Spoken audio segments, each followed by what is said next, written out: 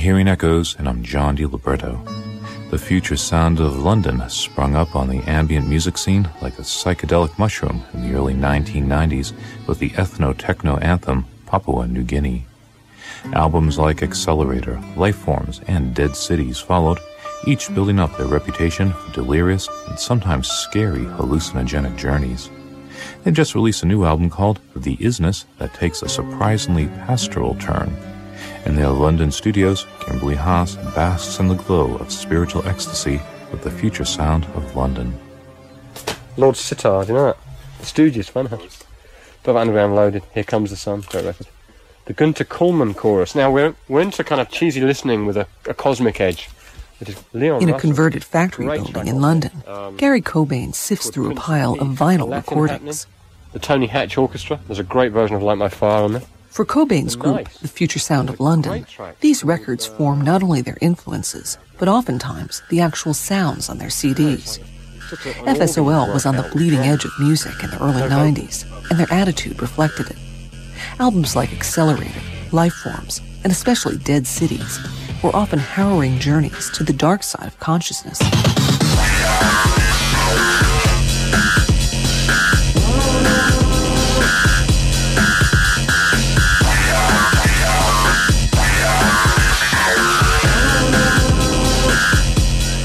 This song from 1996 became a life-changing moment for Gary Cobain.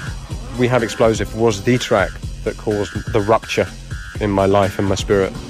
And I very much feel that the world in its current state doesn't need an album that celebrates misery, technology, fear, all these things. I think the new paradigm, the new consciousness shift for me is I wanted an album that celebrated the potential of life.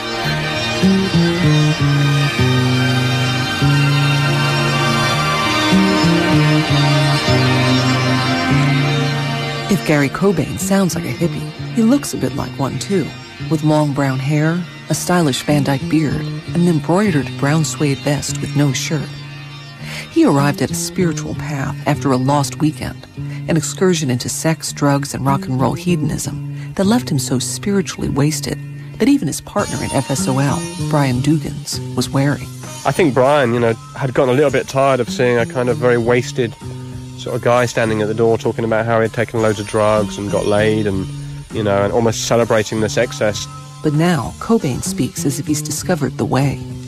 In the cluttered living room section of their studio, Cobain has giant posters of a long-haired young man meditating and another of the late Bhagwan Sri Rajneesh, the controversial guru also known as Osho. Citing Osho, Deepak Chopra, and others, Cobain says he started leading a different life. I was kind of living the life of a London yogi. By that I mean somebody who'd formed a kind of a Himalayan cave in the middle of London, in which I kind of did yoga and meditated 3 hours a day and ate only organic foods and fasted and did enemas and went over to India for a couple of months each year. And that absolutely was, and I kind of got into a lot of Eastern mysticism. Generally, for the first time in my life, hit a balance.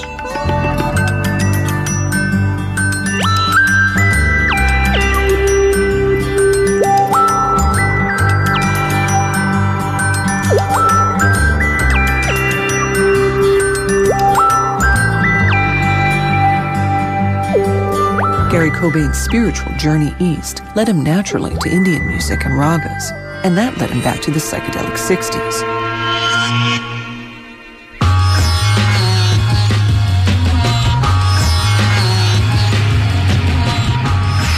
Psychedelia had experimentation, but it had experimentation with spirituality and with fun and with sexuality, and those things for me were slightly lacking.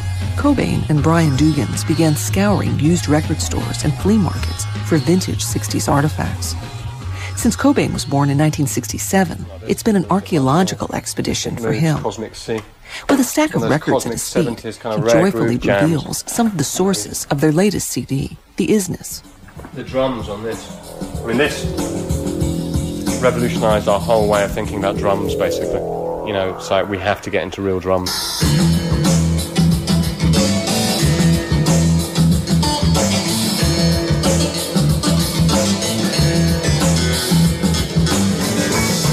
Kind of funky loose and grandiose and epic. This particular track by US 69 was kind of really important because it's a band, but the sound isn't like any other band. So let's check it out.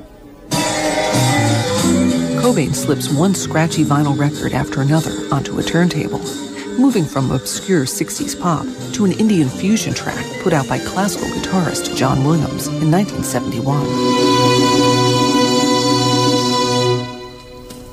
Wow. Yeah. Wow. That is some piece of music. All this music emerges in one form or another on the ISNESS. FSOL deftly mix in their samples with a host of live musicians, including guitarists, horn players, and even a blind sitarist from India.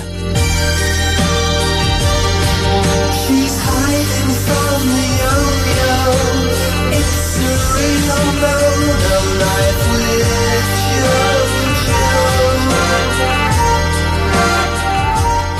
You might suspect that the psychedelic sound of the ISNESS is from drugs, but the avowedly straight Cobain claims that even songs like The Galaxial Pharmaceutical come from a sober state of mind. Galaxial Pharmaceutical is about inner space exploration, and it's about going through all those levels of consciousness but on an internal state.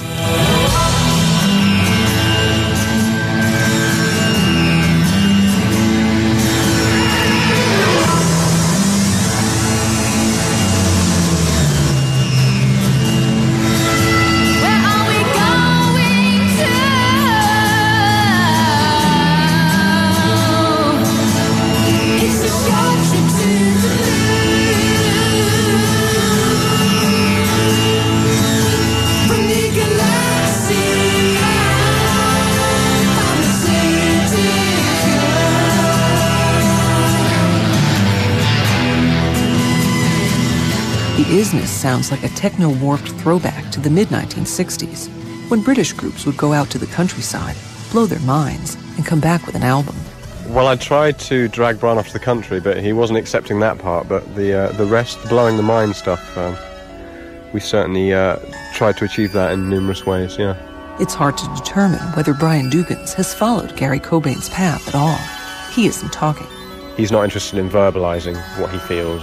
Whereas for me, communication is an absolutely essential part of what I do.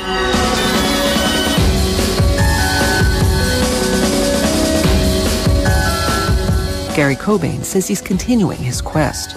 He's also been working with one of his influences, 60s psychedelic folk icon, Donovan. The latest album from the future sound of London is The ISNESS on Hypnotic Records. Although if you're in England, you'll see it under their recording pseudonym, Amorphous Androgynous. For Echoes, I'm Kimberly Haas.